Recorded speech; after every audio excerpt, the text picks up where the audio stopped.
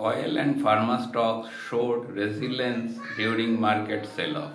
আজ বাজার পড়েছে কিন্তু সব সেক্টর কি পড়েছে না, কিছু সেক্টর কিন্তু ঝড়ের মধ্যেও শক্ত হয়ে দাঁড়িয়ে আছে। Middle east geopolitical tension, foreign ইনভেস্টরদের হেভি সেলিং আর রুপি দুর্বল হয়ে 92 পার, এইসব কারণে ইন্ডিয়ান মার্কেট আজ শার্প ডেক্লাইন দেখেছে। অটো ব্যাংকিং সেক্টরে স্ট্রং সেলিং প্রেশার ছিল, কিন্তু ইন্টারেস্টিং ব্যাপার হলো অয়েল ও ফার্মা স্টক তুলনামূলকভাবে রেজিলেন্ট থেকেছে, কারণ ভোলাটিলিটি বাড়লে ইনভেস্টররা সাধারণত ডিফেন্সিভ সেক্টরে শিফট করে স্টেবিলিটি খোঁজেন। এদিকে ক্রুড অয়েল প্রায় $88 ব্যারেলে নেমেছে, আর ডোমেস্টিক ইনস্টিটিউশন বাইং করে মার্কেটকে কিছুটা সাপোর্ট দিয়েছে। মার্কেট যখন প্যানিকে থাকে তখন স্মার্ট মানি স্টেবিলিটির দিকে মুভ করে। আপনি কি জানতে চান ভোলাটাইল মার্কেটে পোর্টফোলিও কিভাবে প্রোটেক্ট করবেন? তাহলে মেসেজ বা ডিএম করুন বা ফলো করুন।